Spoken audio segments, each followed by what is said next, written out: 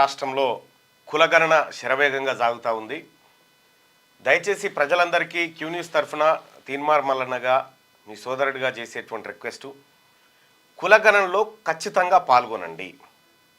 కులగణనలో అన్ని వివరాలు నమోదు చేయండి. కొంతమంది కులగణన చేయడం వల్ల అందులో వివరాలన్నీ కరెక్ట్గా చెప్తే ఆస్తులు గుంజుకపోతారని, పథకాలు రావని అనుకుంటారు. మీకేమి మీ దగ్గర ఏమున్నాయి ప్రభుత్వానికి తెలియదా? పాన్ కార్డు ఒక్కటి కొడితే మీ తాను ఏమున్నాయి అన్నీ తెలిసే. కాబట్టి ఇదేదో గుంజుకోవడానికో పథకాలు రద్దు చేసేటువంటి కార్యక్రమం కాదు. 100కు 100% ఇది ప్రజలకు మంచి చేయాలని ప్రభుత్వం సంకల్పించినటువంటి కార్యక్రమం. దయచేసి అందరూ కూడా మీరు కులగణనలో పాల్గొనండి, మీ వివరాలన్నీ చెప్పండి. నిన్న మొన్న చూస్తారు కదా, కల్వకుంట్ల కవిత గారు కూడా కులగణనలో పాల్గొని వివరాలన్నీ నమోదు చేసింది. వాళ్ళకి లేదా? వాళ్ళే పాల్గొని ఇస్తా ఉన్నారు. మీరందరూ కూడా పాల్గొనాలి కదా. ముఖ్యమంత్రి గారు కులగణనలో పాల్గొనేటువంటి వీడియో కూడా ఏమైనా ఉంటే ఆయన పాల్గొనగానే మేము ముందు పెడతాం. మంత్రులు, ఎమ్మెల్యేలు, ఎమ్మెల్సీలు అందరూ కూడా, ప్రతి ప్రజాప్రతినిధి కులగణనలో పాల్గొనండి. మీరు కులగణనలో పాల్గొనకపోతే రిజర్వేషన్ మారుతుంది. మరిగా మంది ఎక్కువ లేకపోతే వీళ్ళు ఎక్కువ లేరని అనుకున్నాడుకో, మళ్ళీ నీకు రావాల్సిన సర్పంచ్ ఇంకోలికి పోతుంది. కాబట్టి ఖచ్చితంగా పాల్గొనండి. మీ వివరాలన్నీ ఏ కులము, ఆ తర్వాత ఏ మతము, ఆ కులంలో మళ్ళా సబ్ క్యాస్ట్ ఏంది, ఇవన్నిటిని నమోదు చేయండి. చాలా ఇంపార్టెంట్ ఇది. ఈ భారతదేశంలో ఎక్కడ జరగనటువంటి ఒక గొప్ప కార్యక్రమం 90 సంవత్సరాల తర్వాత ఈ తెలంగాణ గడ్డ మీద జరుగుతూ ఉంది. దీన్ని మనం వాడుకోకపోతే, దీన్ని మనం యూటిలైజ్ చేసుకోకపోతే మనకు భవిష్యత్తులో ఇక మళ్ళా ఇటువంటి కార్యక్రమం చేసేటువంటి ప్రభుత్వం రాదు, ఉండదు. అందుకోసమే దయచేసి ప్రజలారా చేతులెత్తి దండం పెట్టి చెప్తా ఉన్నా, కులగణనలో పాల్గొనండి. కులగణనలో కుల సంఘాలు కూడా మీ కులాలను యాక్టివేట్ చేయండి. ఎమ్యునరేటర్ వెంట తిరగండి, వాళ్ళ కులాలు నమోదు చేయించండి, వాళ్ళ వివరాలు నమోదు చేయించండి.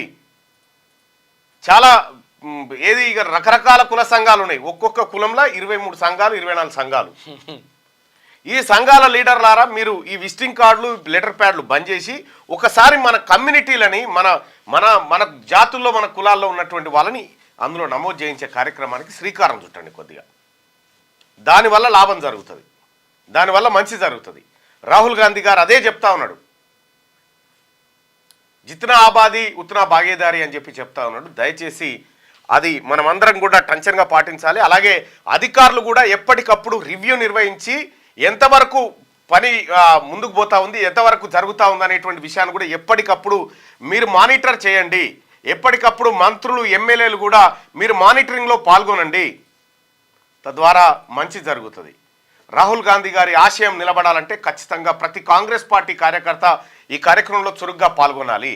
ఇది మన పిసిసి అధ్యక్షుడు మహేష్ కుమార్ గౌడ్ పదే పదే చెప్తున్నటువంటి మాట.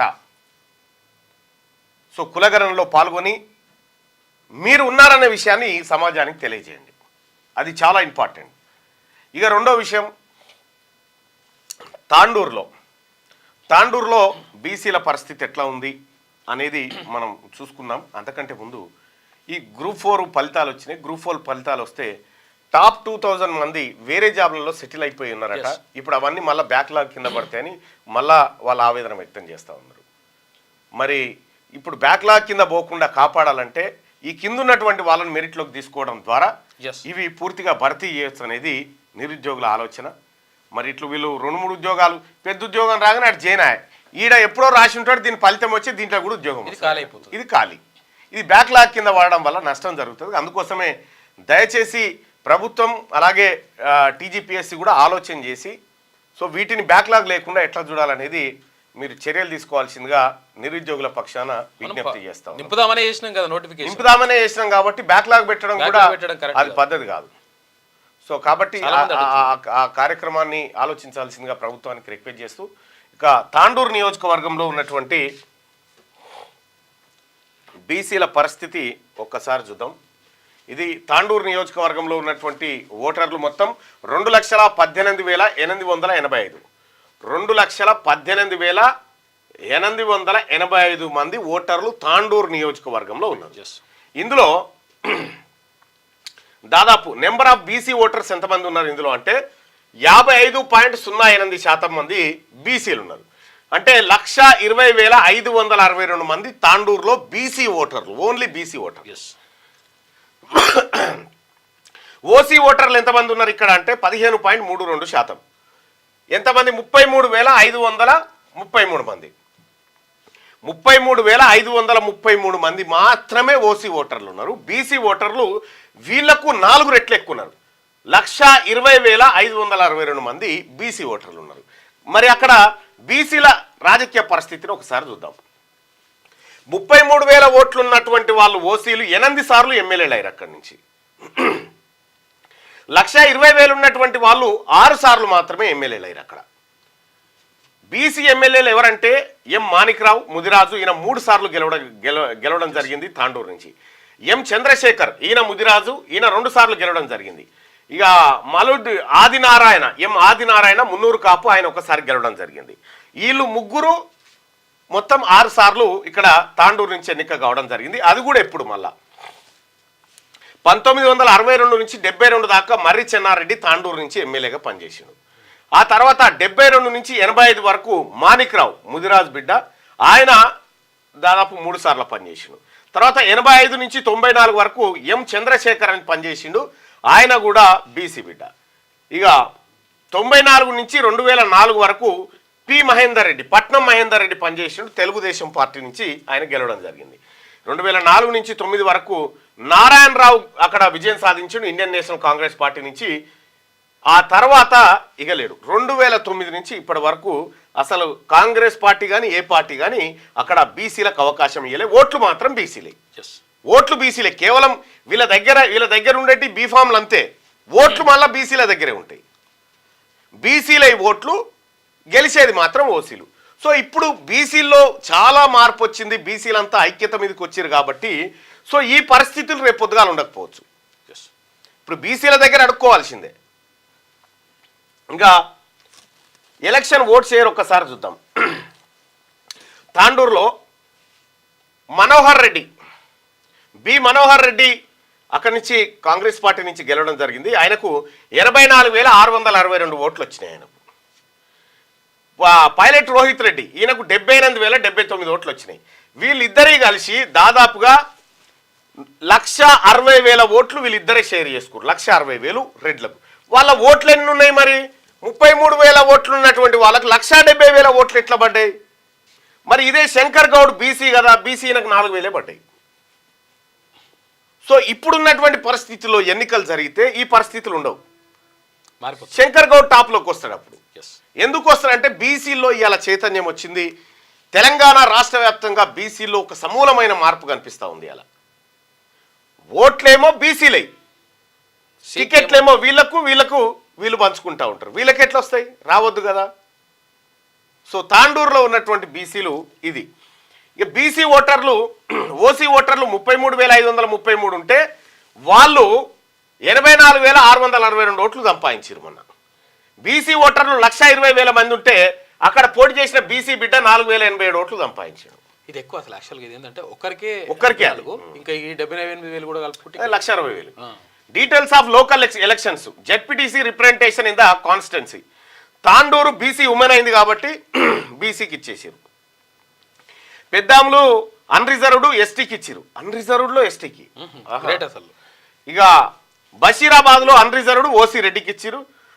యాలాల్లో అన్రిజర్వ్డ్ పద్మశాలికి ఇచ్చారు. ఇక్కడ కొంత సామాజిక న్యాయం ఇక్కడ కనిపిస్తూ ఉంది. కానీ ఎమ్మెల్యే విషయానికి వస్తే తాండూరులో బీసీల ఓట్లు లేకుండా అసలు ఎవడు గెలిచే పరిస్థితి, వార్డు మెంబర్ కూడా కాలేరాడ. ఇది తాండూరు నియోజకవర్గంలో ఉన్నటువంటి లెక్క. వికారాబాద్ జిల్లా ఇది కర్ణాటకకు బార్డర్లో ఉంటుంది తాండూరు నియోజకవర్గం. రైట్గా వెలుగు దినపత్రికలో ఉన్నటువంటి వార్తలను ఒకసారి చూద్దాం. గ్రూప్ 3 ఎగ్జామ్ షురు. పేపర్ 1కు 51.1%, పేపర్ 2కు 50.7% హాజరు. తొలి రోజు 2 పేపర్లు రాసింది సగం మందే. తెలంగాణ స్కీమ్స్, స్కిల్ యూనివర్సిటీపై క్వశ్చన్స్. నేడు ఉదయం 10 గంటల నుంచి 12:30 గంటల వరకు పేపర్ 3. తల్లి పరీక్షకు బిడ్డను లాలించిన పోలీసు. నిజామాబాద్ జిల్లా ఆర్మూర్లోని ఓ ఎగ్జామ్ సెంటర్లో పరీక్ష రాసేందుకు ఓ తల్లి తన చంటి బిడ్డతో వచ్చింది. ఎగ్జామ్ హాల్లోకి బాబును అనుమతించేందుకు నిబంధనలు ఒప్పుకోవని అధికారులు చెప్పారు. దీంతో అక్కడే ఉన్న ఏఎస్ఐ సలీం ఆమెకు అండగా నిలిచారు. ఆమె భర్త సెంటర్ వద్దకు చేరుకునే వరకు ఏఎస్ఐ ఆ చిన్నారిని ఎత్తుకొని లాలించాడట. మరి ఏం చేస్తారు మరి? ఇది ఇది ఇది డ్యూటీ. లోపలికి రానియరా పిల్లల్ని ఉంటుంది ఇక. మిస్ యూనివర్స్గా డెన్మార్క్ యువతి. మిస్ యూనివర్స్ 2024 విజేతగా డెన్మార్క్ చెందిన 21 ఏండ్ల విక్టోరియా కెయిర్ తెల్వింగ్ నిలిచింది. డెన్మార్క్ తొలి మిస్ యూనివర్స్ కిరీటాన్ని అందించిన యువతిగా రికార్డు సృష్టించింది. ఇండియా యువతి రియా సింగా ఆమెకు టాప్ 30లో సెట్ పెట్టుకుందట. రెడ్డిగా మామునూరు ఎయిర్పోర్టు నిర్మాణానికి ముందడుగు. విస్తరణకు 205 కోట్లు విడుదల చేసిన రాష్ట్ర సర్కార్ 253 ఎకరాల భూమి సేకరించేందుకు నిర్ణయం. త్వరలో నిర్మాణ పనులు మొదలు పెట్టబోతా ఉన్నారు. ఇప్పుడు మామునూరు ఎయిర్పోర్ట్ అంటే వరంగల్లో ఉన్నటువంటి ఎయిర్పోర్టు. ఇది గతంలో చాలా కాలం నుంచి ఉన్నటువంటి ఎయిర్పోర్ట్. ఇక్కడ కొత్తగా కట్టేది ఏం లేదు. కాకపోతే అది మూతబడి కొంత ల్యాండ్ ఆక్యుపై చేయని, ఎవరు ఎంక్రోచ్మెంట్ చేసి రకరకాల ఇబ్బందులు అయినాయి. సో ఇప్పుడు 205 కోట్ల రూపాయలు విడుదల చేసి 553 ఎకరాల భూమిని సేకరిస్తూ ఉన్నారు. దాంట్లో విమానాశ్రయాన్ని తీసుకొస్తా ఉన్నారు.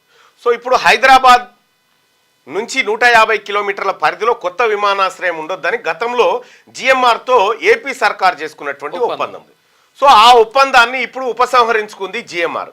ఉపసంహరించుకున్నటువంటి నేపథ్యంలో ఈడ వరంగల్లో ఎయిర్పోర్టు నిర్మాణానికి మార్గం సుగమమైంది.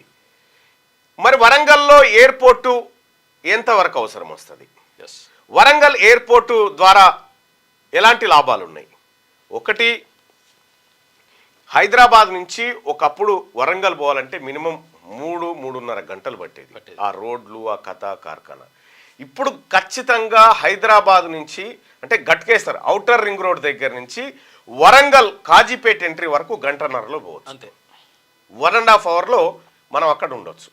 ఇప్పుడు ఉన్నటువంటి ఏది సౌకర్యాల నేపథ్యంలో అక్కడికి పోవచ్చు. సో ఎయిర్పోర్ట్లో వరంగల్కి వచ్చేటువంటి విమానాలు కానీ అవి హైదరాబాద్ నుంచి వస్తే లాభం ఉండదు. కానీ ఇతర ఢిల్లీ నుంచి ఇతర రాష్ట్రాల నుంచి వచ్చేటువంటి చాపర్స్కి, తర్వాత ఫ్లైట్స్కి, వీటికి అనుకూలంగా ఉంటుంది వరంగల్ ఎయిర్పోర్ట్. వరంగల్ నగరం వాస్తవానికి హైదరాబాద్కు రెండో రాజధానికి ఉండాల్సిన అన్ని అర్హతలు వరంగల్ పట్టణానికి ట్రై సిటీస్ అవి. అటు వరంగల్, హనుమకొండ, కాజీపేట, ఈ 3 ట్రై సిటీస్. ఈ ట్రై సిటీస్కి కావలసినన్ని అర్హతలు అక్కడ ఉన్నాయి. ముఖ్యంగా కాకతీయుల సామ్రాజ్యానికి అదే ప్రధానమైనటువంటి పరిపాలనా స్థలం ఏది వరంగల్. అంతేగా? అంతే. అక్కడ ఈ వరంగల్లో ఉండాల్సినటువంటి అన్ని వసతులు వరంగల్ ఉన్నాయి. వీలైతే ముఖ్యమంత్రి గారికి రిక్వెస్ట్ ఏంటంటే వరంగల్ పట్టణాన్ని కూడా మనం అదే స్థాయిలో హైదరాబాద్ స్థాయిలో డెవలప్ చేయాలనుకున్నప్పుడు వరంగల్ పట్టణాన్ని తెలంగాణ రాష్ట్రానికి రెండో రాజధానిని చేసుకుంటే చాలా అద్భుతంగా ఉంటుంది. ఎందుకంటే అటు ఖమ్మం కానీ, ఇటు కరీంనగర్ కానీ, ఇటు ఈ నిజామాబాద్, ఆదిలాబాద్ ఈ ప్రాంతాలకన్నిటికీ అదొక సెంటర్ లాగా ఉంటుంది. ఇటు హైదరాబాద్ వచ్చేసరికి ఇటు మహబూబ్ నగర్ కానీ, మెదక్ కానీ, రంగారెడ్డి కానీ, నల్గొండ కానీ ఈ ప్రాంతాలకి ఇది సెంటర్గా ఉంటుంది. సో అక్కడ వరంగల్ సిటీని కనుక గతంలోనే బాబాసాహెబ్ అంబేద్కర్ ఇక్కడి ప్రాంతం గురించి చెప్పిండు. హైదరాబాదును దేశానికి రెండో రాజధాని చేయాలనేటువంటి మాట చెప్పిండు. సో ఇట్లా ఏపీలో కూడా అనేకమైనటువంటి ఎయిర్పోర్ట్లు, అనేకమైనటువంటి మౌలిక, ఇప్పుడు గన్నవరంలో airport, Visakhapatnam airport, Rajahmundry airport, Kadapa airport, తర్వాత అదేంది తిరుపతి ఎయిర్పోర్ట్, రేణిగుంట ఎయిర్పోర్ట్, ఇన్ని రకాల ఎయిర్పోర్ట్లు అక్కడ ఉన్నాయి. కానీ ఇక్కడ మన తెలంగాణలో ఇప్పటికి ఉన్నది ఒకే ఒక్క ఎయిర్పోర్టు, అది హైదరాబాద్ ఎయిర్పోర్టు. సో ఇక్కడ ఆదిలాబాద్లో ఉండాల్సిందే ఒక ఎయిర్పోర్టు, వరంగల్లో ఉండాల్సిందే ఇంకో ఎయిర్పోర్టు. ఇక అటు ఖమ్మం అంటే అటు విజయవాడ దగ్గర అవుతుంది, ఇటు వరంగల్ దగ్గర అవుతుంది. కాబట్టి అక్కడ కూడా పెట్టినా ఇబ్బంది ఏం లేదు. అయితే విస్తరణ మాత్రం జరగాలి. మరి ఇప్పుడు జపాన్ లాంటి దేశాల్లో ఆడున్నటువంటి రైల్వే వ్యవస్థ కరెక్ట్గా 40 నిమిషాల్లో హైదరాబాద్ నుంచి వరంగల్ పోవచ్చాడ. బుల్లెట్ ట్రైన్ గంటకు 300 కిలోమీటర్ల వేగంతో పోతుంది. 40 నిమిషాలు కూడా పట్టదు. ఇది 100 కిలోమీటర్లే కదా, అంతే. 100 కిలోమీటర్లే 20 మినిట్లు వెళ్ళిపోతుంది. 20 నిమిషాలలో ఇడికేను వరంగల్ పోవచ్చు అన్నట్టు. అంటే అటువంటి వ్యవస్థ తయారైనప్పుడు ప్రజలకు ఇంకా మెరుగైన సదుపాయాలు వస్తాయి. ఈ వరంగల్లో ముఖ్యంగా ప్రధానమైనటువంటి సమస్యలు, వర్షాలు వచ్చినప్పుడు లోతట్టు ప్రాంతాలన్నీ మురికిమయమవుతా ఉన్నాయి. 2015 జనవరి 11, 12, 13 తారీఖు రోజు అప్పటి ముఖ్యమంత్రి కేసీఆర్ గారు వరంగల్కి పోయిండు. వరంగల్కి పోయి నయీం నగర్ నాలా, దీన్ దయాల్ నగరు ఇక్కడికి పోయి మొత్తం ఈ ఇండ్లు పోతే రేపే అధికారులు వచ్చి కొలతలు పెడతారు, మీరు అంతా ఇంటికాడనే ఉండాలి, మీకు డబుల్ బెడ్రూమ్ ఇల్లు కట్టిస్తా అని చెప్పి చూమంతర్ కాలి ముచ్చట చెప్పాడు. మరి ఇంకేమన్నాడు అలా కేసీఆర్ గారు అప్పట్లో, మరి నాకు అలా దావత్ ఇవ్వాలి మరి అని చెప్పిండు. దావత్ ఇవ్వాలి, కళ్ళు తేవాలి. ఆ కళ్ళు ఉలిచిపోయింది, గుడాలు పాసిపోయినాయి. కేసీఆర్ అటే పోయిండు. వరంగల్ నగరం ఏడేసిన గోంగడ అన్నీ ఉంది. సో ఇప్పుడు తెలంగాణ రాష్ట్రంలో ప్రజాప్రభుత్వం ఏర్పడ్డ తర్వాత వరంగల్ పైన ఫోకస్ పెట్టింది. రేపు ముఖ్యమంత్రి రేవంత్ రెడ్డి గారు, ఆ తర్వాత ఇతర మంత్రులు, మేమందరం కూడా వరంగల్ నగరానికి పోతా ఉన్నాం. వరంగల్ దిశను మార్చే విధంగా ప్రణాళికను ప్రకటించబోతా ఉంది రాష్ట్ర ప్రభుత్వం. అలాగే వరంగల్ పట్టణాన్ని మరింత ముందుకు తీసుకుపోయి హైదరాబాద్ స్థాయిలో దాన్ని తీర్చిదిద్దేందుకు కార్యాచరణ రూపొందిస్తూ ఉంది తెలంగాణ ప్రభుత్వం. రేపు హార్ట్స్ కాలేజ్ గ్రౌండ్లో సభ నిర్వహిస్తూ, అలాగే నయీం నగర్ నాలా, దాంతోపాటు మామ్నూర్ ఎయిర్పోర్టుకు సంబంధించినటువంటి వ్యవహారాలు, కాళోజీ కళాక్షేత్రం లాంటివి ప్రారంభోత్సవాలు జరుపుకుంటూ ఉన్నాం. కాబట్టి వరంగల్ నగరానికి అద్భుతమైనటువంటి చెరువులు ఉన్నాయి. ఒకసారి మన రజనీని అడిగితే తెలుస్తుంది వరంగల్ పట్టణం ఎంత పర్ఫెక్ట్ అంటే. దాని వాస్తవానికి ముఖ్యమంత్రి గారు మీరు ఈ దిశగా ఆలోచిస్తే బెటర్.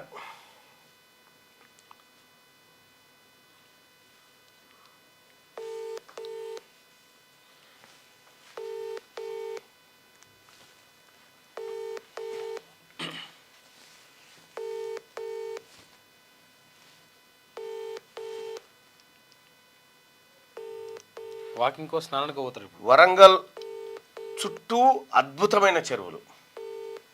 నీకు ఇక్కడ గీడ భద్రకాళి చెరువు, ఆ తర్వాత గీడొకటి ఉంటుంది, ఇది కాజిపేట దగ్గరలోనే ఒక చెరువు ఉంటుంది.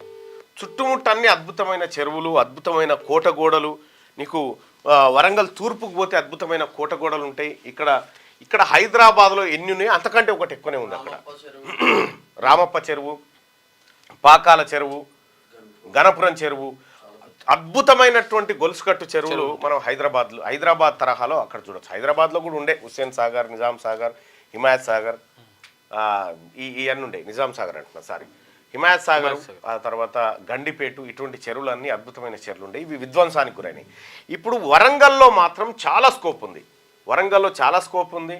వరంగల్లో లేనిదల్లా ఒక జైలు ఒక్కటే. ఆ జైలును కేసీఆర్ గులగొట్టి అన్న తాకట్టు పెట్టిండు, అదొక్కటి పోయింది తప్ప వరంగల్లో అన్నీ ఉన్నాయి. వరంగల్ని తెలంగాణ రాష్ట్రానికి రెండో రాజధానిగా ప్రకటిస్తే బాగుంటుందా? మీ ఒపీనియన్ కూడా తెలియజేయండి ఒకసారి. ఎందుకంటే మనకు ఆల్టర్నేటివ్ ఒక రాజధాని కూడా అవసరం తెలంగాణ రాష్ట్రంలో. ఇప్పుడు చాలా రాష్ట్రాలకు రెండు రాజధానులు ఉన్నటువంటి రాష్ట్రాలు కూడా ఉన్నాయి.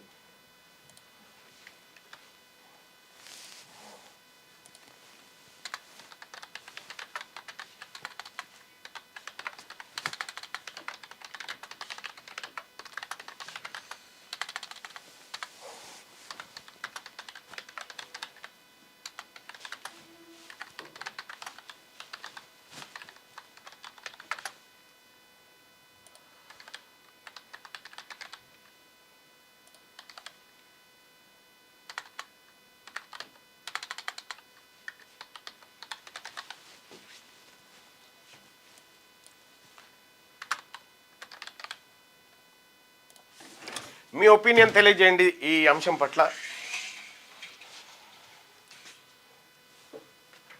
అన్నయ్య బట్టి విక్రమార్క గారు మదిరకు వస్తూనే ఉంటారు, కలవండి వచ్చినప్పుడు చెప్పులు అరిగేలా తిరుగుతాం కానీ మా ఆర్టిజన్లకు అపాయింట్మెంట్ ఇవ్వరు, మళ్ళీ ఎన్నికలకు మేము ఎంపీ. ఒకసారి మాట్లాడు అన్నా. Good morning. Good morning. ఇప్పుడు వరంగల్ పట్టణాన్ని తెలంగాణ రాష్ట్రానికి రెండో రాజధానిగా చేయడానికి ఏమేమి అర్హతలు ఉన్నాయి? తెలంగాణ రాష్ట్రం మొత్తం మీద హైదరాబాద్ తర్వాత వరంగల్ రెండవ పట్టణంగా ఇన్నాళ్ళు చెప్తూ పోయారు. కానీ సో వరంగల్ నగరం అనేది మనం హైదరాబాద్ తో పోల్చుకున్నప్పుడు కానీ లేదా తెలంగాణలోని మిగతా జిల్లా కేంద్రాలు కావచ్చు లేదా మిగతా పట్టణాలతో పోల్చుకున్నప్పుడు వరంగల్ జనాభాతో పాటు ఓరుగల్ నగరానికి అనేకమైనటువంటి అర్హతలు ఉన్నాయి. సో గతంలో నిజాం పాలనలోనే వరంగల్ నగరం అనేది ప్రధానంగా సో ఆ రోజుల్లోనే రైలు మార్గం ఇప్పుడు ఉత్తర దక్షిణ భారతదేశాన్ని కలిపేటువంటి కీలకమైనటువంటి కాజుపేట జంక్షన్ గానీ, గతంలో మామూలు ఎయిర్పోర్ట్ గానీ, సో విమానాశ్రయం, సో రోడ్డు మార్గం, రైలు మార్గం, విమానాశ్రయం లాంటి అన్ని కూడా కలిగి ఉన్నటువంటి నేపథ్యం. సో దాంతో పాటు హైదరాబాద్ అనేది పూర్తిగా మనకు రంగారెడ్డి, హైదరాబాద్, మహబూబ్ నగర్, నల్గొండ, సో ఈ ప్రాంతాలకు ప్రజలకు కొంత అందుబాటులో ఉంటుంది. అదే విధంగా ఆదిలాబాద్ కావచ్చు, అదేవిధంగా ఖమ్మం కావచ్చు, కరీంనగర్ కావచ్చు, ఈ ప్రాంతాలన్నిటికీ కూడా ఉత్తర తెలంగాణ రాజధానిగా మనకు వరంగల్ పిలుస్తూ ఉంటాం. సో ఈ 4 జిల్లాలకు ప్రధానంగా 4 జిల్లాల ప్రజలందరికీ కూడా అందుబాటులో ఉన్నటువంటి నగరంగా మనకు వరంగల్ ఉన్నటువంటి నేపథ్యం. సో అదే విధంగా వరంగల్లో ఉన్నటువంటి ప్రధాన ఇష్యూస్ ఏంటంటే, సో నగరంలో ఉన్నటువంటి డెవలప్మెంట్, ఇతరత్ర యాక్టివిటీస్ తో పాటుగా విద్యాలయాలు కావచ్చు, లేదా వైద్యానికి సంబంధించి కావచ్చు, సో వీటితో పాటుగా కూడా వరంగల్ నగరంలో గతంలో అజంజాహి మిల్లు లాంటి పారిశ్రామిక కేంద్రాలు ఉంటుండేది. నాకు అజంజాహి మిల్లులో దాదాపు ఆ రోజులలో 15,000 నుంచి 20,000 మందికి ఉపాధి వస్తుండే. సో కాలక్రమేణా కొంత ఉపాధి అనేది లేకుండా పోవడం వల్ల వరంగల్ అనేది అభివృద్ధి ఆగిపోయింది. కానీ నిజంగా వరంగల్ కనుక సో ఇప్పుడు పారిశ్రామికంగా వరంగల్ ను డెవలప్ చేసేటువంటి విధానాలు కావచ్చు, లేదా విద్యా వైద్య రంగాల్లో కనుక వరంగల్ ను, అదేవిధంగా మామూలు ఎయిర్పోర్ట్ ను పునరుద్ధరణ వంటి విషయాలు కావచ్చు, సో ఇవన్నిటి విషయంలో కనుక వరంగల్ అభివృద్ధి పైన దృష్టి పెడితే ఖచ్చితంగా తెలంగాణకు 2వ రాజధానిగా వరంగల్ తీర్చిదిద్దేటువంటి అవకాశాలు మెండుగా ఉంటాయి కాక. రైట్. ఇప్పుడు వరంగల్లో గిడ వడ్డేపల్లి చెరువు కాదు, గిడ స్టార్టింగ్ లో ఉన్నది. అవును, వడ్డేపల్లి చెరువుతో పాటు ఇంకా ఈ వరంగల్ పట్టణానికి ఉన్నటువంటి ఆనుకున్న చెరువులు ఏంటి? భద్రకాళి బండు, వడ్డపల్లి చెరువు, ధర్మసాగర్ రిజర్వాయర్, సో ఇవన్నీ కూడా వరంగల్ నగరానికి తాగునీరు అందించేటువంటి జలాశయాలుగా ఉన్నాయి.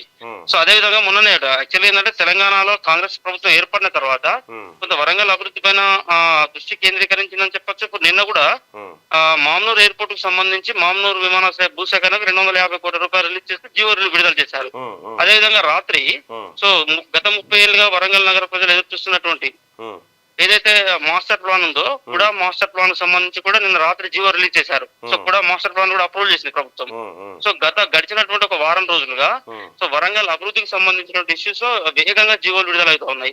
దీర్ఘకాలికంగా వరంగల్ ప్రజలు ఎదురు చూస్తున్నటువంటి కూడా మాస్టర్ ప్లాన్ కావచ్చు, అదేవిధంగా భద్రకాళి బండుకు సంబంధించి కూడా భద్రకాళి బండు గతంలో అభివృద్ధి చేసినప్పటికీ భద్రకాళి చెరువుకు సంబంధించినటువంటి వాటర్ కూడా రిలీజ్ చేశారు. చెరువులో ఉన్నటువంటి పూడిక కావచ్చు, సో ఇతర వాటన్నిటిని కూడా క్లీన్ చేసేటువంటి ఉద్దేశంతో సో వాటర్ ప్రస్తుతం మొత్తం కూడా కిందికి వదిలినటువంటి నేపథ్యం ఉంది.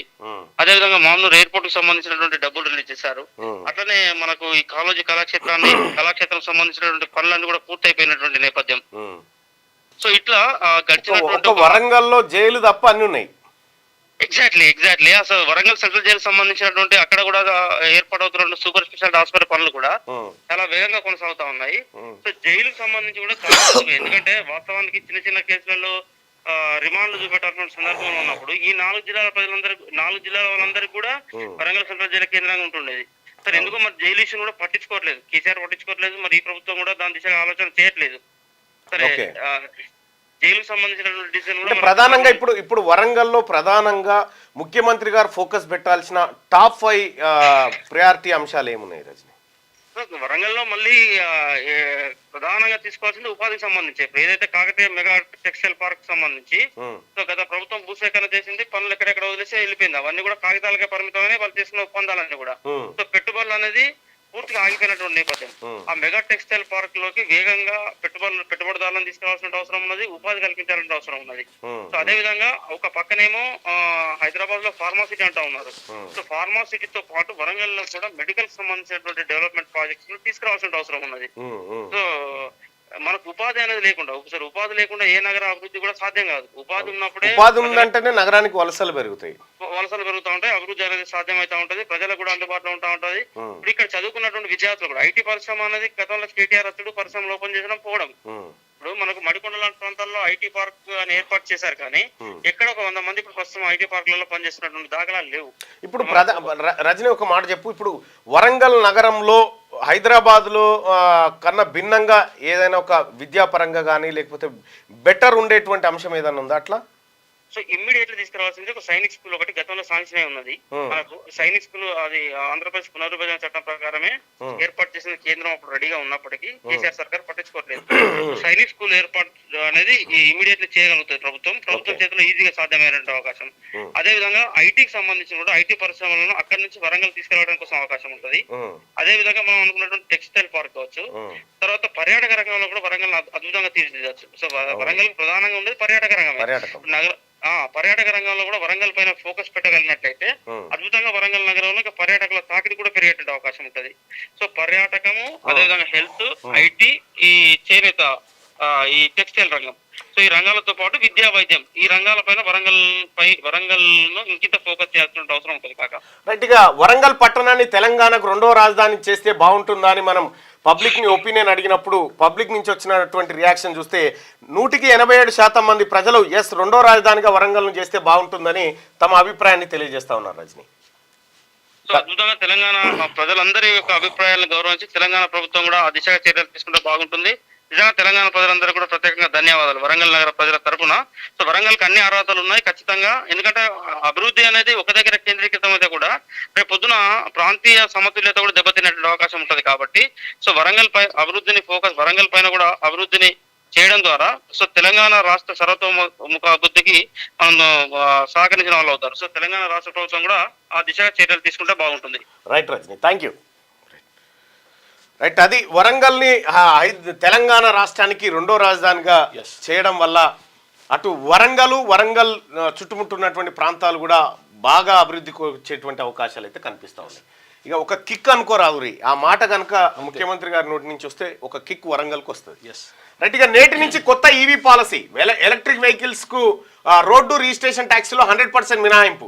లిస్టులో బైకులు, కార్లు, ఆటోలు, లైట్ గూడ్స్ వాహనాలు. 2026 డిసెంబర్ 31 వరకు పాలసీ అమలు. ఉత్తర్వులు జారీ చేసిన రవాణా శాఖ స్పెషల్ సిఎస్.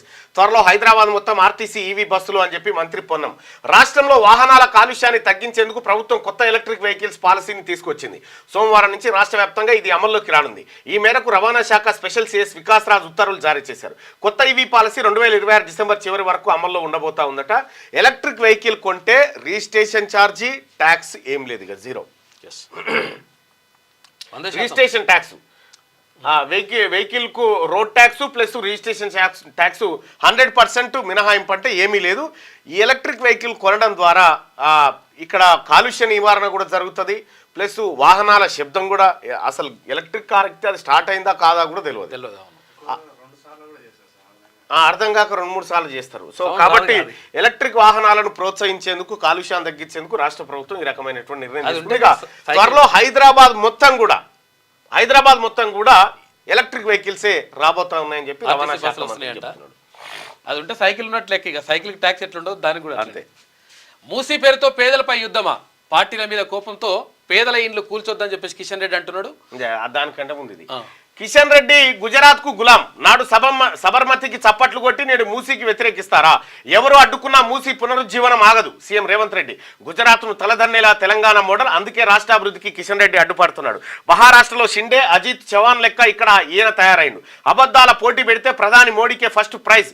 దేశమంతా కులగణన చేపట్టాలని డిమాండ్. మహారాష్ట్ర ఎన్నికల ప్రచారంలో పాల్గొన్న సీఎం. బీజేపీ రాష్ట్ర అధ్యక్షుడు కిషన్ రెడ్డి గుజరాత్ కు గులాంలా మారారని సీఎం రేవంత్ రెడ్డి మండిపడ్డారు. అప్పుడు గంగానది ప్రక్షాళన, సబర్మతి రివర్ ఫ్రంట్ కు చప్పట్లు కొట్టిన కిషన్ రెడ్డి ఇప్పుడు మూసీ పునరుజ్జీవనాన్ని ఎందుకు అడ్డుకుంటున్నారని ఆయన ప్రశ్నించారు. దేశంలో గుజరాత్ మోడల్ ను తలదన్నేలా తెలంగాణ మోడల్ మారుతున్నది. తెలంగాణలోని కాంగ్రెస్ ప్రభుత్వ మోడల్ దేశమంతా తెలిస్తే గుజరాత్ లోని బీజేపీ మోడల్ ఫెయిల్ అవుతుంది. అందుకే గుజరాత్ గులాం లెక్క కిషన్ రెడ్డి వ్యవహరిస్తూ మూసీ పునరుజ్జీవనానికి అడ్డుపడుతున్నారు. బీజేపీ నేతలు ఏం చేసినా, ఎవరు అడ్డుకున్నా మూసీ పునరుజ్జీవనం పూర్తి చేస్తామని స్పష్టం చేశారు. మహారాష్ట్ర ఎన్నికల ప్రచారంలో ఉన్న సీఎం రేవంత్ రెడ్డి అక్కడ మీడియాతో మాట్లాడారు. సో ఇక్కడ కిషన్ రెడ్డి గుజరాత్ కు గులాంగా మారిందని చెప్పి ముఖ్యమంత్రి రేవంత్ రెడ్డి అంటా ఉంటే, మూసీ పేరుతో పేదలపై యుద్ధమా, పార్టీల మీద కోపంతో పేదల ఇండ్లు కూల్చొద్దని చెప్పి కిషన్ రెడ్డి అంటా ఉన్నాడు. ఇండ్లు కూల్చకుండా అభివృద్ధి చేస్తామంటే నా వేతనం ఇస్తా, బీజేపీ లీడర్లు కూడా శ్రమదానం చేస్తారు. ఒట్టేసి చెప్తున్నా, గలీజ్ వాసన దోమలు లేవు, నిర్వాసితుల ఇండ్లకు కాపలా ఉంటాం. డ్రైనేజీ సంగతి తేల్చకుండా ఇండ్లు కూల్చడం సరికాదు. బుల్డోజర్లు ఎక్కిస్తామన్న సీఎం కామెంట్లతో 9 మంది గుండెపోటుతో చనిపోయినరు. హైదరాబాద్ కు కృష్ణా నీళ్లు తెస్తే సీఎం రేవంత్ ఫోటో మేమే పెట్టుకుంటాం. మూసీ నిద్ర తర్వాత ఆయన వ్యాఖ్యలు. పేదలపై రాష్ట్ర ప్రభుత్వం యుద్ధం ప్రకటించిందని, వారి ఇండ్లను కూల్చేస్తున్నదని కేంద్ర మంత్రి బీజేపీ రాష్ట్ర అధ్యక్షుడు కిషన్ రెడ్డి ఫైర్ అయ్యారు.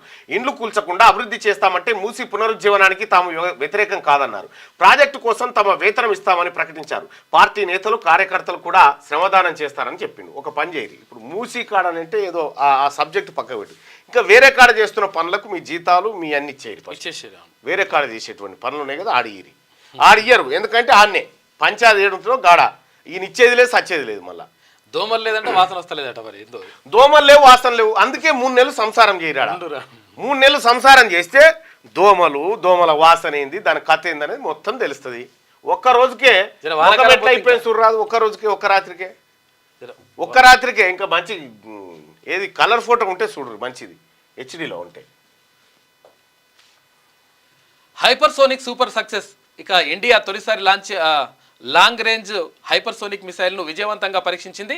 ఈ మిసైల్ ధ్వని వేగానికి 5 రెట్ల స్పీడ్తో దూసుకెళ్లి 1500 కిలోమీటర్ల దూరంలోని లక్ష్యాన్ని ఛేదిస్తుందని DRDO ప్రకటించింది. ఇది ఇట్లుంటే కాళేశ్వరం లేకున్నా రికార్డు స్థాయిలో వరి. ఇది తెలంగాణ రైతుల ఘనత. సీఎం రేవంత్ బీఆర్ఎస్ ఇన్నేళ్ల తప్పుడు ప్రచారం పటాపంచలైందని ట్వీటు.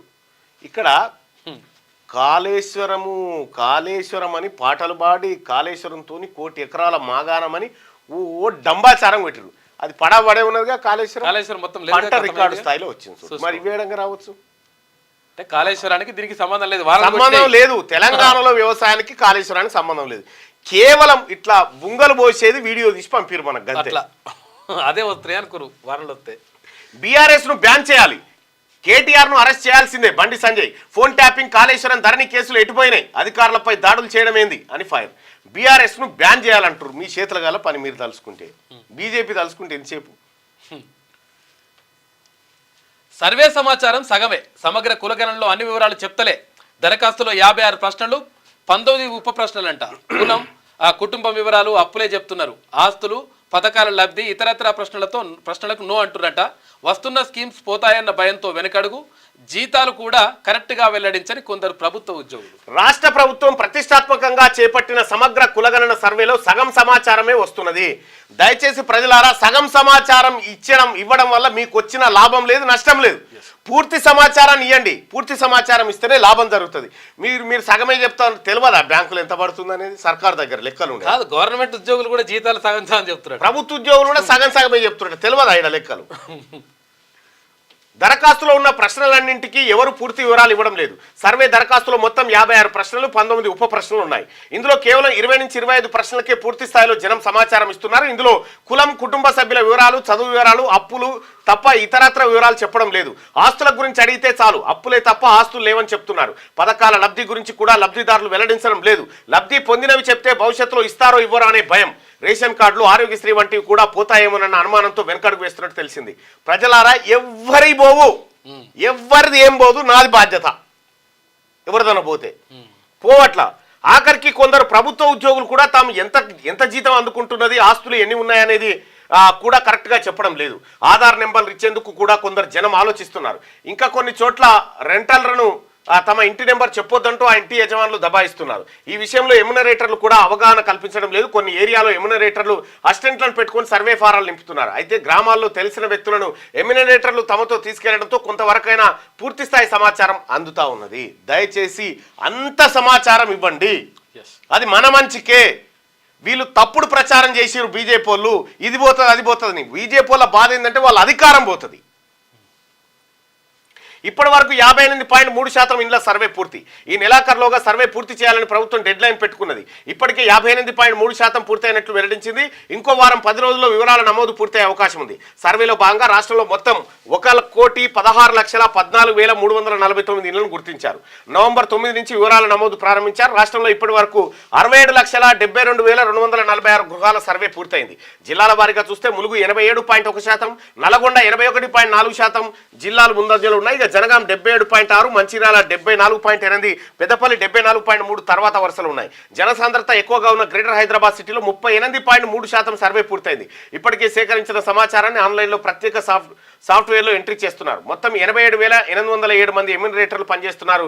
8,788 మంది సర్వేను పర్యవేక్షిస్తూ ఉన్నారు. సర్వేను చాలా జాగ్రత్తగా నిర్వహించండి ప్రజలారా.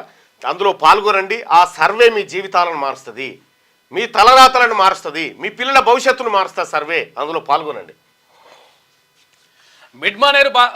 మిడ్మానేరు నిర్వాసితులకు ఇందిరమ్మ ఇండ్లు ఇస్తారట. 4696 కుటుంబాలకు 5 లక్షల చొప్పున సాయం రిలీజ్ చేసిన రాష్ట్ర ప్రభుత్వం. రిలీజ్ చేసింది. కేసీఆర్ గతంలో ఉన్నప్పుడేమో ఎట్లుండేదంటే త్వరలో ఇండ్లు, జీవో కాయిదాలు కూడా వచ్చేది కానీ అమలు కాకపోయేది. ఈ మిడ్మానేరు కూడా కేసీఆర్ హయాంలోనే వాళ్ళ నిర్వాసితులు చేసింది. నిఘా నిద్ర గ్రూప్ 1 నుంచి లగచర్ల దాకా ఇంటెలిజెన్స్ ఫెయిల్, ఉన్నతాధికారుల పర్యవేక్షణ లోపం, సిబ్బంది నిర్లక్ష్యం, ఆందోళనలు విధ్వంసాలను ముందుగా గుర్తించని నిఘా వ్యవస్థ, క్షేత్రస్థాయిలో పర్యటించని ఇంటెలిజెన్స్ ఎస్బీ సిబ్బంది, సీఎం ఆదేశాలతో అడిషనల్ డీజీ ఆధ్వర్యంలో కమిటీ ఏర్పాటు, లగచర్ల ఘటనలో నిఘా వైఫల్యంపై సమగ్ర విచారణ చేస్తా ఉన్నారట. అంటే కలెక్టర్ మీద దాడి జరుగుతుందనేటువంటి విషయాన్ని మన నిఘా సంస్థలు పట్టుకోలేకపోయినాయి, ఫెయిల్ అయిపోయింది అనేది ఈ వార్త సారాంశం. ఇదొకటే కాదు, గ్రూప్ 1 ఎగ్జామ్ లీకేజీలు, కథా కార్ఖానా ఏడ కూడా ఏది సెక్రటేరియట్ ముట్టడి వ్యవహారం కూడా. రాష్ట్రంలో ఇటీవల జరిగిన ఘటనలు చూస్తుంటే నిఘా వ్యవస్థ నిద్రపోయినట్టు కనిపిస్తున్నది. గ్రూప్ 1 ఆందోళన నుంచి లగచర్ల ఘటన దాకా ఇంటెలిజెన్స్ ఫెయిల్ అయినట్టు స్పష్టమవుతున్నది. ఉన్నతాధికారుల పర్యవేక్షణ లోపం, క్షేత్రస్థాయిలో సిబ్బంది నిర్లక్ష్యంతోనే రాష్ట్రంలో అవాంఛనీయ ఘటనలు జరుగుతున్నట్టు తెలుస్తున్నది. ఆందోళనలు విధ్వంసాలను ముందుగా గుర్తించడంలో నిఘా వ్యవస్థ వైఫల్యం కొట్టొచ్చినట్టు కనిపిస్తున్నది. 3 నెలలుగా ఉద్రిక్త పరిస్థితులు ఉన్న పోలీసులు పట్టనట్టు వ్యవహరించారు. ఇంటెలిజెన్స్, స్పెషల్ బ్రాంచ్ సిబ్బంది క్షేత్రస్థాయిలో పర్యటించడం లేదు. పోలీసులు ఇప్పుడు గద్వాల అదొకటి కామెంట్ చూసినాం, గద్వాలలో అసలు నిర్లక్ష్యంతో ఉందట పోలీసు వ్యవస్థ. ఇప్పుడు కామెంట్ చూసినాం. ఇదే మళ్ళీ కొల్లాపూర్లో ఆయన పేరేంది బాల వెంకటరమణ ఎస్ఐ కదా, ఎస్ఐని సస్పెండ్ చేసిరు, ఫరారిలో ఉన్నాడట. రిమూవ్ చేసి ఎందుకు ఆ లంగ పనులు చేయాలి? 23 మంది పైన అక్రమ కేసులు పెట్టిరని పోలీస్ శాఖను గుర్తించి సస్పెండ్ చేసింది. దొంగ. ఇక మణిపూర్లో మళ్లీ మంటలు, సీఎం బిరేన్ మంత్రుల ఇండ్లపై నిరసనకారుల దాడి, ఎమ్మెల్యేల నివాసాల్లో ఫర్నిచర్ ధ్వంసం, సంక్షోభాన్ని రూపుమాపే చర్యలు తీసుకోండి, కుకీ మిలిటెంట్లపై చర్యలు చేపట్టాలని మైథిల డిమాండ్. మణిపూర్ సీఎం ఇంటిని ముట్టడించిన నిరసనకారులంటూ సీఎం ఇళ్లనే ముట్టడించారు. ఇక్కడ మణిపూర్లో మంటలు ఇంకా ఆరలే, కానీ ఉక్రెయిన్ రష్యా యుద్ధాన్ని ఆపినని నరేంద్ర మోడీ గారు చెప్పుకుంటారు. ఇక్కడ గీడికి మాత్రం ఇప్పటి వరకు పోలే, మణిపూర్ పోలే. విద్యుత్ డిమాండ్ డౌన్ అయిందంట. చలి తీవ్రతతో తగ్గిన వినియోగం సెప్టెంబర్లో 15,570 మెగావాట్ల పీక్ చేరింది. అయితే ఇవాళ 10,000 మెగావాట్లకు పడిపోయిన డిమాండ్, రోజుకు 100 మిలియన్ యూనిట్ల వరకు తగ్గిన వాడకం అంట. ఫ్యాన్లు ఇవన్నీ ఒక్క వాన కొట్టేది, ఎండ కొట్టేది, చలి ఒక్కటే మనకు కొట్టేది అంతే. విశ్వసుందరి విక్టోరియా కెజాన్ ఇక డెన్మార్క్ భామను వరించిన కిరీటం, ఆ దేశానికి మిస్ యూనివర్స్ ఇదే తొలిసారంట. రన్నరప్గా నైజీరియా, మెక్సికో యువతులు. ఇక టాప్ 30లో భారత్కు చెందిన రియా ఆమె గెలిచిందట, విశ్వసుందరట. హైపర్సానిక్ క్లబ్ లో భారత్, ఒడిశాలో విజయవంతంగా దీర్ఘశ్రేణి క్షిపణి పరీక్ష. ఇదో చారిత్రాత్మక ఘట్టం. రాజ్నాథ్ సింగ్ ఇప్పటికే ఈ క్షిపణులను వాడుతున్న రష్యా, చైనా, అమెరికా పరీక్షల విజయవంతం. తాజా ప్రయోగంతో వీటి సరసన భారతదేశపు తొలి దీర్ఘశ్రేణి హైపర్సానిక్, శబ్దం కన్నా 5 రెట్లు అంతకు మించి వేగంతో. శబ్దం కన్నా 5 రెట్లు అంటే అది మామూలు వేగం కాదు కదా. క్షిపణి రక్షణ రంగం పరిశోధన అభివృద్ధి సంస్థ ఒడిశాలోని డాక్టర్ ఏపీజే అబ్దుల్ కలాం దివి నుంచి విజయవంతంగా పరీక్షించింది. డిఆర్డీఓ శాస్త్రవేత్తలు, త్రివిధ దళాలకు చెందిన ఉన్నతాధికారుల సమక్షంలో ఈ పరీక్షను నిర్వహించారు. ప్రపంచంలో ఇప్పటిదాకా ఒక రష్యా వద్ద మాత్రమే ఆపరేషనల్ హైపర్సానిక్ క్షిపణులు ఉన్నాయి. ఉక్రెయిన్ యుద్ధంలో వాటిని వాడినట్టున్నారు. ఇగో ఇప్పుడు ఇండియా తయారు చేసింది హై రేంజ్వి. శబ్దం ఇప్పుడు నేను చెప్పిన మాట నీ చెవికిన వాడే లోపల అంతకంటే 5 రెట్ల స్పీడ్ తోటి వెళ్ళిపోతుందంట. బాలుడి తల చేతులు నరికి మణిపూర్లో 2 ఏళ్ల చిన్నారి దారుణ హత్య, కుటుంబంలోని మరో 5 నదిలో మృతదేహాలంట. అయితే వెలుగులోకి కుకీ మిలిటెంట్ల దుశ్చర్య, రాష్ట్రంలో తీవ్ర నిరసనలు, ఉద్రిక్తత. కేంద్ర హోంశాఖ సమీక్ష నిర్వహించింది. విద్వేషమే బీజేపీ రాజకీయం అని చెప్పేసి కాంగ్రెస్ అధ్యక్షుడు మల్లికార్జున ఖర్గే అంటున్నాడు. బీరెన్ సర్కార్కు ఎన్పీపీ మద్దతు ఉపసంహరించుకుంది. ఇది ఇట్లా ఉంటే ఈవీ ట్యాక్స్ ఫ్రీ, 2026 దాకా రోడ్ ట్యాక్స్, రిజిస్ట్రేషన్ ఫీజు లేదు. ఎలక్ట్రిక్ వాహనాలకు భారీ మినహాయింపులు. బైకులు, 4 వీలర్లు, క్యాబ్లు, ఆటోలు, బస్సులు, ట్రాక్టర్లు వర్తింపట.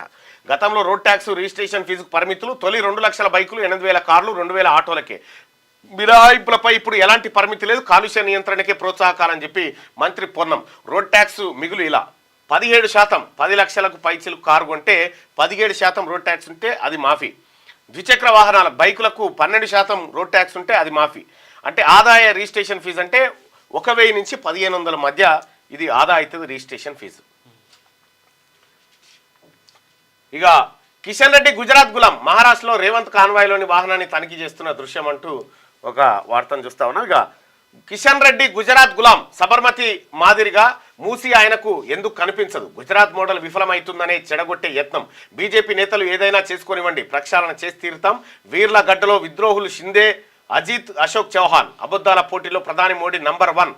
సీఎం రేవంత్ ఇక మహారాష్ట్ర ఎన్నికల ప్రచార సభల్లో మళ్ళీ వాహనం తనిఖీ చేసిరట. సహజంగా చేస్తాం. మేము కూడా ఏడికి నాందేడు, బొకార్ ఈ ప్రాంతంలో నేను కూడా పోవడం జరిగింది ప్రచారానికి. ఇంకా మనదిగా రైతుల శ్రమతోనే వరి సిరి. ఇక కాళేశ్వరంతో సంబంధం లేకుండా రికార్డు స్థాయి పంట వచ్చిందట. ఇక బీఆర్ఎస్ తప్పుడు ప్రచారం పటాపంచలు అయిపోయిందని చెప్పేసి రేవంత్ రెడ్డి అంటున్నాడు. బిడ్మానేర్ నిర్వాసితులకు 4696 ఇందిరమ్మ ఇండ్లు ఇస్తా అని చెప్తా ఉన్నారు. ఇక కిషన్ రెడ్డి మూసి నిద్ర ఫోటోషూట్ మాత్రమే. మహేష్ కుమార్ గౌడ్ ఫోటోషూటే. రేవంత్ ప్రజల్ని ఒప్పించి ప్రక్షాళన చేయి. ఇక మీ బీజేపీ నాయకులు ఒప్పుకోకపోతే ప్రజలంతా ఒప్పుకోనట ఎట్లా? అలాగైతే మూసీ ప్రాజెక్టుకు మేము శ్రమదానం చేస్తాం. పేదల ఇళ్లను కూల్చివేయడమే ఇందిరమ్మ రాజ్యమా? తీవ్ర మనోవేదంతో ఇప్పటికే 9 మంది మృతి చెందారు. బుల్డోజర్లు వచ్చినా ప్రజల వెంటే ఉంటాం. కిషన్ రెడ్డి, రేవంత్ రెడ్డి, కేటీఆర్ ఇద్దరు ముఖ్యమంత్రులే. వారి కుటుంబాల మధ్య వ్యాపార సంబంధాలున్నాయి. రుజువు చేయలేకపోతే పదవి నుంచి తప్పుకుంటా అని చెప్పి బండి సంజయ్ అంటా ఉన్నాడు. అంబర్పేట తులసిరామ్ నగర్లో స్థానికులతో కేంద్ర మంత్రి కిషన్ రెడ్డి. రేవంత్కు రక్షణ కవచంగా కమలదళమట. రాష్ట్ర ప్రభుత్వంపై ఏఐసీసీకి ఎందుకంత సంతృప్తి? భూసేకరణను రాహుల్ గాంధీ అడ్డుకోలేదే. లగచర్లను మళ్లించేందుకే మూసీ నిద్ర. కేటీఆర్, మహారాష్ట్రలో ఓట్ల కోసమే బీజేపీ మూసీ నిద్ర అని చెప్పి శ్రీధర్ బాబు. వణుకు మొదలైంది. రాష్ట్ర వ్యాప్తంగా పడిపోతున్న ఉష్ణోగ్రతలు. ఆసిఫాబాద్ జిల్లా గిన్నెదరిలో 11.8 డిగ్రీల సెల్సియస్ నమోదైంది. రాబోయే 3 రోజుల్లో మరింత తగ్గే అవకాశం. చలి తీవ్రతపై అన్ని జిల్లాలకు ఎల్లో అలర్ట్ జారీ చేసింది. రైట్గా గ్రూప్ 3 పరీక్షకు 50% హాజరు. హైదరాబాద్లో 41% మంది మాత్రం. 50% మంది ఫీజు కట్టి సపరేట్. సంగారెడ్డి కలెక్టర్ సంతకం ఫోర్జరీ. 40 కోట్ల విలువైన ప్రభుత్వ భూమిపై కన్ను. అమ్మేందుకు ఎన్ఓసి కూడా తయారీ. స్వాతంత్ర సమరయోధుల వారసుల కుట్ర. 5 అరెస్టు, పరారులో 4. సంగారెడ్డి కలెక్టర్ సంతకం ఫోర్జరీ చేసిరట. సంతకం పెడతాడు, ఇలా పెట్టినట్టు. లాభదాయక అనర్హతపై కొత్త చట్టం. ఫ్లాగ్షిప్ పథకాల్లో సభ్యులుగా ఉన్న వారిపై వేటు పడదు. బిల్లుపై ప్రజాభిప్రాయం కోరిన కేంద్ర న్యాయశాఖ. 1959 నాటి చట్టం రద్దుకు యోచన. వర్తమాన కాల పరిస్థితులకు అనుగుణంగా నిర్వచనమట. లాభదాయక అనర్హతపై కొత్త చట్టం తీసుకొస్తా ఉన్నారట. ఎదిట్లుంటే ఓరుగల్లుకు ఎయిర్ బస్ 320. పెద్ద విమానాలు తిరిగేలా విమానాశ్రయ నిర్మాణం. 949 ఎకరాలు అవసరం. ఏఐ పరిధిలో 696 ఎకరాలు ఉంది. మరో 280 ఎకరాల సేకరణకు 205 కోట్లు మంజూరు. ఎయిర్పోర్టుకు లైన్ క్లియర్ అని ముందే చెప్పిన ఆంధ్రజ్యోతి ముందే చెప్తుంది. రైట్గా వరంగల్ జిల్లాలోని మామనూరు విమానాశ్రయ నిర్మాణానికి అడుగులు బడిబడిగా పడుతున్నాయి. దీనికి అదనంగా కావలసిన 280.30 ఎకరాల భూసేకరణ చేపట్టాలని వరంగల్ జిల్లా కలెక్టర్ను ఆదేశించిన ప్రభుత్వం అందుకోసం 205 కోట్లు మంజూరు చేస్తూ ఆదివారం ఉత్తర్వులు జారీ చేసింది. సేకరించిన భూమిలో 253 ఎకరాలను రన్వే, ఇతర అవసరాల కోసం అందించాలని ఉత్తర్వులు పేర్కొంది. ఇక మిగతా భూమిని కూడా విమానాశ్రయ పరిధిలోనే ఉంచి వివిధ అవసరాలకు వినియోగించనున్నారు. 150 కిలోమీటర్ల నిబంధనపై శంషాబాద్ విమానాశ్రయ నిర్వహణ సంస్థ అయిన జిఎంఆర్ పక్కకు తప్పుకుని ప్రభుత్వానికి నిరభ్యంతర పత్రం ఎన్ఓసి సమర్పించడంతో మామనూరు ఎయిర్పోర్ట్ నిర్మాణానికి ఉన్న ప్రధాన ఆటంకం తొలగిపోయింది. ఇప్పుడు భూసేకరణ సమస్యకు ప్రభుత్వం తెరదించింది జిఎంఆర్ ఎన్ఓసి వల్ల. అయితే గతంలోనే కేటీ రామారావు గతంలో బీఆర్ఎస్ పార్టీ నాయకులు ఈ వరంగల్కి ఎయిర్పోర్ట్ తెస్తాం అయిపోతుందని చెప్పారు. కానీ ఈ నిబంధన అడ్డుందన్న విషయాన్ని ఆ రోజు మనమే చెప్పినాం. అమెరికాలో భారీగా ప్రభుత్వ ఉద్యోగుల తొలగింపు, వృధా ఖర్చుల తగ్గింపే రాబోయే ట్రంప్ సర్కార్ లక్ష్యమంట. ఇది అణుబాంబు తయారీ లాంటి మన్హట్టన్ ప్రాజెక్ట్ అని చెప్పేసి అంటున్నారు. అధికార యంత్రాంగానికి షేవింగ్ తప్పదు, కరెంటు రంపాన్ని ఉపయోగిస్తామని చెప్పేసి వివేక్ రామస్వామి అంటున్నాడు. అమెరికాలో భారీగా ప్రభుత్వ ఉద్యోగుల తొలగింపు కార్యక్రమం చేపడతా ఉన్నట. ఇక వైద్య శాఖలో నియామకాల జోరు. 11 నెలల్లో 7,000కు పైగా పోస్టుల భర్తీ. సివిల్ అసిస్టెంట్ సర్జన్ల జాబితా విడుదల. రేపు అభ్యర్థుల ధృవపత్రాల పరిశీలన. త్వరలో 640 అసిస్టెంట్ ప్రొఫెసర్ పోస్టులకు నోటిఫికేషన్ అయిపోతా ఉందట వైద్య శాఖలో. ఇక మోదీకి నైజీరియా 2వ అత్యున్నత అవార్డు. రాణి ఎలిజబెత్ తర్వాత తొలిసారి ఓ విదేశీ వ్యక్తికి. కల్పితం కొంతకాలమే, నిజం వెలుగు చూస్తోంది. సామాన్యులకు కూడా అర్థమయ్యేలా చూపించారు. సబర్మతి రిపోర్ట్ సినిమాపై ప్రధాని ప్రశంస చేసిందట. మోదీకి అవార్డు అందిస్తున్న నైజీరియా అధ్యక్షుడు. ఉగాండా, నైజీరియా వీళ్ళు అందరు ఇవ్వగలుగుతారు నరేంద్ర మోడీ గారికి. శనార్థి తెలంగాణలో ఉన్న వార్తలను ఒకసారి చూద్దాం. దేశంలోనే బీఆర్ఎస్ది టాప్ దోపిడీ. ఇక బీఆర్ఎస్ బీజేపీకి రాజకీయ లబ్ధి తప్ప వేరే ఆలోచన లేదు. లిమ్కా బుక్ రికార్డు కోసమే బీఆర్ఎస్ సకల జనుల సర్వే. ఇక రాష్ట్ర మంత్రి దనసరి సీతక్క అంట దేశంలోనే అత్యధికంగా దోచుకున్న పార్టీ బీఆర్ఎస్ అని తెలంగాణ పంచాయతీరాజ్ శాఖ మంత్రి సీతక్క అన్నారు. బీఆర్ఎస్ కే మూటలు ఇచ్చిన చరిత్ర ఉందని, తమకు మూటలు మోసే అలవాటు లేదని చెప్పారు. బీఆర్ఎస్ అధికారంలో ఉన్నప్పుడు వారు పోలీసులను మెచ్చుకొని ఇప్పుడు తిడుతున్నారన్నారు. కొన్ని యూట్యూబ్ ఛానల్స్ పెట్టి తమ ప్రభుత్వంపై తప్పుడు ప్రచారం చేస్తున్నారని మంత్రి ధ్వజమెత్తారు. ఒకప్పుడు యూట్యూబ్లలో వచ్చేటువంటి వార్తలు కొంత రియాలిటీ, ఇప్పుడు అది మూసినది అయిపోయింది కాబట్టి ఇప్పుడు ఏది నమ్మానో ఏది నమ్మకూడదో తెలుస్తలేదు.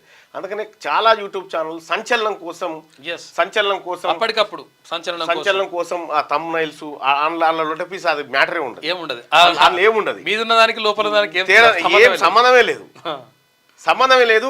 ఇవన్నీ పెడతా ఉంటారు, ప్రతిదానికి క్వశ్చన్ మార్క్స్, లేకపోతే తీన్మార్ వలన కొత్త పార్టీ అని క్వశ్చన్ మార్క్ పెడతా ఉంటారు. తీన్మార్ వలన ఒకడైతే ఏకంగా రోడ్డు ప్రమాదంలో చచ్చిపోయింది అని పెట్టాను. తీన్మార్ వలన రోడ్డు ప్రమాదంలో మరణం అని చెప్పి ఒకటి పెట్టాను. ఇట్లా వాళ్ళని చూసినప్పుడల్లా ఇంక కొంతమందికి మన బొమ్మ లేకపోతే అవి చూడరు. ఇక తీన్మార్ వలన బొమ్మ ఉండాల్సిందే దాని మీద, ఏదేమన్నా కానీ. పాపం అట్లా ఉపాధి పొందుతా ఉన్నారు అన్నట్టు చాలా మంది. వాస్తవానికి యూట్యూబ్ లో ఛానల్స్ క్రెడిబిలిటీ ఎట్లా ఉంటదంటే, నువ్వు ఏది ఉందో అదే చూపి, ఉన్నది ఉన్నట్టే చెప్పు. నీ క్రెడిబిలిటీ కోల్పోయి తాత్కాలికంగా వ్యూస్ పెరుగుతాయి, కానీ ఇది గింతే రాబోయే ఎప్పటికీ ఇది అవల ఛానల్ అనేటువంటి ముద్ర పడిపోతుంది. ఇక మహాపోరు, మహాయుతి కూటమిన మహావికాస్ అగాడిన రసవత్తరంగా ఎన్నికల పోరు, అగ్రనేతల ప్రచారంతో బిజీ. మహాయుతి కూటమిలో బాటెంగేతో కటెంగే నినాదంతో చిచ్చు అట. నిరుద్యోగిత పెరగడానికి బీజేపీ కారణం అంటూ యువత గుస్సా. దాదాపు మహావికాస్ కూటమికి పట్టం కట్టే అవకాశం కనిపిస్తూ ఉందట. ఇక్కడ పార్టీ సింబల్లను కూడా దొంగతనం చేశారు. అయినా కూడా పార్లమెంట్ ఎన్నికల్లో షిండే, అజిత్ పవారు, ఆ తర్వాత బీజేపీ ఫడ్నవీస్, ఈ ముగ్గురు కర్రు కాల్చి వాత పెట్టారు మొన్న. ఈసారి ఇప్పుడు జరిగేటువంటి ఎన్నికలు మహారాష్ట్రలో మనకున్న సమాచారం ప్రకారం 100% కాంగ్రెస్ కూటమి అధికారంలోకి రాబోతా ఉంది. అక్కడ మహారాష్ట్రలో ఎన్నికల పోలింగ్ గడువు దగ్గర పడుతుండటంతో పోరు రసవత్తరంగా సాగుతుంది. బీజేపీ నేతృత్వంలోని మహాయుతి కూటమి, కాంగ్రెస్ నేతృత్వంలోని ప్రతిపక్ష మహావికాస్ అగాడి అధికారమే లక్ష్యంగా దూసుకుపోతున్నాయి. ఉద్ధవ్ ఠాక్రే, ఏక్నాథ్ షిండే నేతృత్వంలోని 2 శివసేన వర్గాల మధ్య ఆధిపత్య పోరు నడుస్తుంది. అదే తరహాల పోరు శరద్ పవార్, అతని మేనల్లుడు అజిత్ పవార్ నేతృత్వంలో 2 ఎన్సీపీ వర్గాల మధ్య కూడా నడుస్తుంది. 2 ప్రాంతీయ శక్తులు విడిపోయిన తర్వాత రాష్ట్రంలో జరుగుతున్న మొదటి అసెంబ్లీ ఎన్నికలు కావడంతో మహారాష్ట్రలోని ఈ 4 అగ్రనేతలకి ఈ ఎన్నికల అగ్ని పరీక్ష అని చెప్పాలి. ఎన్సీపీకి చెందిన 52 మంది శాసనసభ్యుల్లో 40 మంది అజిత్ పవార్కు మద్దతు ఇవ్వడంతో పోల్ ప్యానెల్ అజిత్ పవార్కు అనుకూలంగా తీర్పునిచ్చింది. అలాగే బాలాసాహెబ్ ఠాక్రే స్థాపించిన పార్టీ విల్లు బాణం గుర్తును ఎన్నికల సంఘం ఏక్నాథ్ షిండే శివసేన వర్గానికి కేటాయించింది. మరోవైపు మహారాష్ట్ర ఎన్నికల ప్రచారంలో ఆయా పార్టీల అగ్రనేతలు బిజీ అయిపోయారు. అధికార మహాయుతి కూటమి పాలనలో విసిగిపోయిన మహాప్రజలు మహావికాస్ అగాడికి పట్టం కట్టేందుకు రెడీ అవుతా ఉన్నారట. మొత్తానికి ఏక్నాథ్ షిండే, ఫడ్నవీస్, ఆ తర్వాత అజిత్ పవార్, ఈ ముగ్గురి పని అయ్యేటట్టుంది ఈసారి. ఒరిజినల్ శరద్ పవారు, ఉద్ధవ్ ఠాక్రే, అలాగే కాంగ్రెస్ పార్టీ కూటమి ఇక్కడ విజయం సాధించే అవకాశాలు కనిపిస్తున్నాయని నేను పోతే చెప్తా ఉన్నారు. అక్కడ బీజేపీ బీఆర్ఎస్ కుమ్మక్కు మూసి ప్రక్షాళనపై కుట్రలు చేస్తుండ్రు. ఫోటో షూట్ కోసమే కిషన్ రెడ్డి మూసి నిద్ర. 3 నెలలుంటే పేదల అవస్థలు తెలుస్తాయి. ఎవరు అడ్డొచ్చినా మూసి ప్రక్షాళన ఆగదు. టీపీసీసీ అధ్యక్షుడు మహేష్ కుమార్ గౌడ్. మీరు ఒక పని చేయరు, ఎన్నో పుష్కరాలు చేసిరుగా భారతీయ జనతా పార్టీ నాయకులు పోయారు కాబట్టి మూసి పుష్కరాలలో మునుగురి, అలా మునిగి వాసన లేదు, ఒక్కసారి ఇట్లా నీళ్లు చల్లుకొని పోరి తెలుస్తుంది. కాంగ్రెస్ బీఆర్ఎస్ నాటకాలు, బీజేపీని బదనాం చేసే ప్రయత్నాలు. కాంగ్రెస్ హైకమాండ్ను బీఆర్ఎస్ నేతలు కలిసిండ్రు. అందుకే కాళేశ్వరం స్కామ్ ఎటో పోయింది. కేంద్ర మంత్రి బండి సంజయ్, రాష్ట్రానికి రేవంత్, కేటీఆర్ ఇద్దరు సీఎంలని పరామర్శ. అయితే కేటీ రామారావు ఢిల్లీలో తేలిండు, ఇలా పొద్దున ఢిల్లీలో తేలిండు. మరి ఎందుకోసం పోయిండు, ఏం కథ అనేది తెలవాల్సినటువంటి అవసరం. మళ్ళీ కలిసి వచ్చినా అన్నాడు, ఇప్పుడు కలవలేదు అంటారు. మళ్ళా వాస్తు మహిమేనా తెలంగాణ సచివాలయంలో మార్పులు. బాహుబలి గేటు తొలగింపు, 6 నెలల మెయిన్ ఎంట్రన్స్ కు తాళాలు వేసారట. మెయిన్ ఎంట్రన్స్ తాళాలు పడ్డాయా? ఇక గుజరాత్ లో ఓకే, తెలంగాణలో వద్దా? సబర్మతి ప్రక్షాళనపై కిషన్ రెడ్డి మాట్లాడలేదు. ఎందుకు? 15,000 కుటుంబాలను తరలించింది తెలియదా? మూసీ ప్రక్షాళనను మాత్రం అడ్డుకుంటున్నారు. కిషన్ రెడ్డి గుజరాత్ గులాంగా మారిండు. ఎవరు అడ్డుకున్నా మూసీ ప్రాజెక్ట్ ఆగదు. ముఖ్యమంత్రి రేవంత్ రెడ్డి వ్యాఖ్యలు. ఇక లైసెన్స్ రద్దట, 2.5 లక్షల ఫైన్. అంబులెన్స్ కు దారి ఇవ్వనందుకే కారు యజమానికి కేరళ పోలీసుల షాక్. దేశవ్యాప్తంగా ప్రశంసల వెలువనట. కారు అంబులెన్స్ కు దారి ఇవ్వకపోతే 2.5 లక్షల ఫైన్ వేసి లైసెన్సే రద్దు చేసిరట. మంచి పని, అది అట్లే చేయాలి. ఖనిజ సంపదపై కన్నేసిండ్రు. బీజేపీతో అప్రమత్తంగా ఉండాలి. ఇండియా కూటమితోనే జార్ఖండ్ భవిష్యత్తు. ఇక అధికారంలోకి రాగానే 7 హామీలు అమలు, జనాభా నిష్పత్తి ప్రకారం సంపద పంచుతాం. తెలంగాణ డిప్యూటీ సీఎం పట్టి విక్రమార్క జార్ఖండ్లో ఎన్నికల ప్రచారం నిర్వహించాడు. ఇక కొత్త ఈవీ పాలసీ జీవో 41 ద్వారా తెలంగాణలో అమలు. ఎలక్ట్రిక్ వెహికల్స్ కు నో రిజిస్ట్రేషన్ ఫీజు. హైదరాబాద్ పరిధిలో ఎలక్ట్రిక్ బస్సులు, ఢిల్లీలో కాలుష్య సమస్య తలెత్తొద్దు మంత్రి పొన్నం ప్రభాకర్. కొత్త ఈవీ పాలసీ రాబోతోంది. ఇక నువ్వు ఫామ్ హౌస్ నుండి బయటకు రానే రాకంటుండు, నువ్వు పిలిచినా రాడు, ఇప్పుడు వచ్చే పరిస్థితిలో కూడా లేడు. ఒకసారి ఇక దిశ పత్రికలో ఉన్నటువంటి వార్తలు చూద్దాం. అద్భుతం కాళోజీ కళాక్షేత్రం, సర్వాంగులతో ప్రజాకవి ఆడిటోరియం, తెలంగాణ జీవం ముట్టిపడేలా నిర్మాణం. నడిమిట్లో ఈడ్చిపెట్టిపోయింది కేసీఆర్.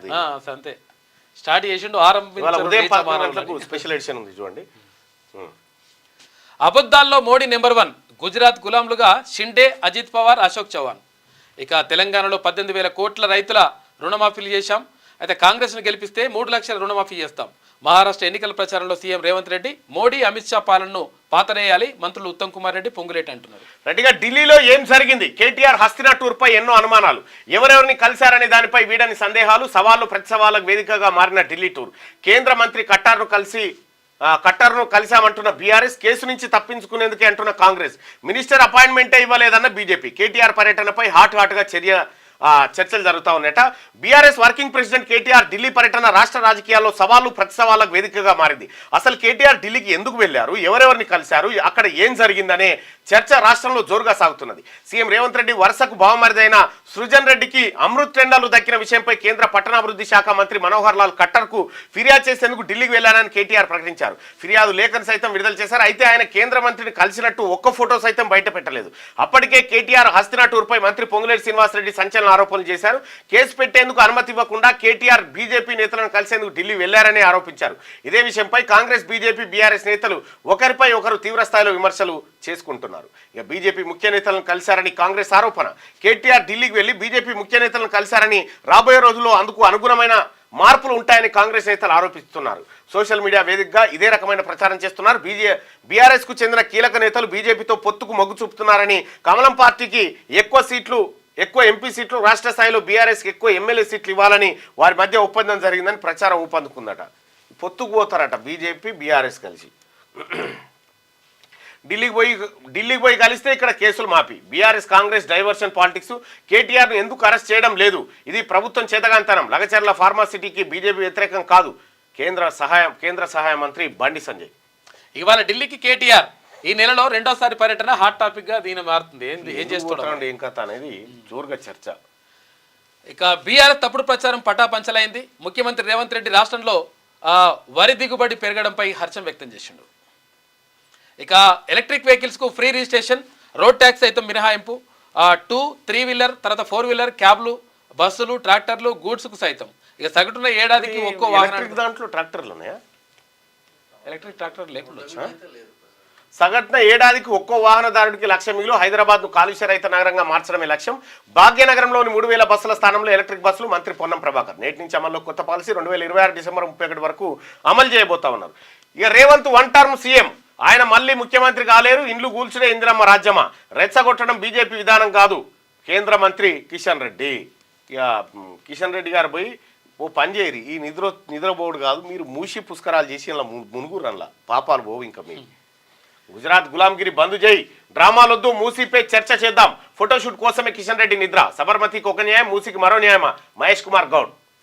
ఇక లగచర్ల డైవర్షన్ కోసమే మూసి నిద్ర. రేవంత్ కు రక్షణ కవచంగా కమలదళం.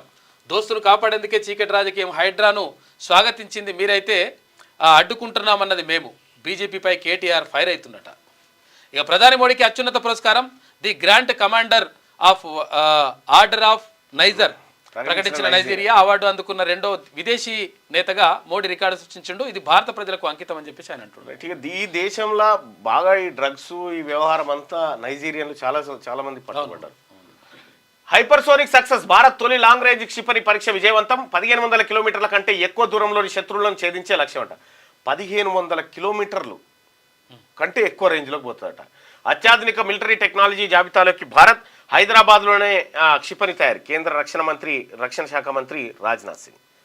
ఇక పేపర్ 1కు 51.1%, పేపర్ 2కు 50.7% హాజరయ్యారు గ్రూప్ 3 ఎగ్జామ్.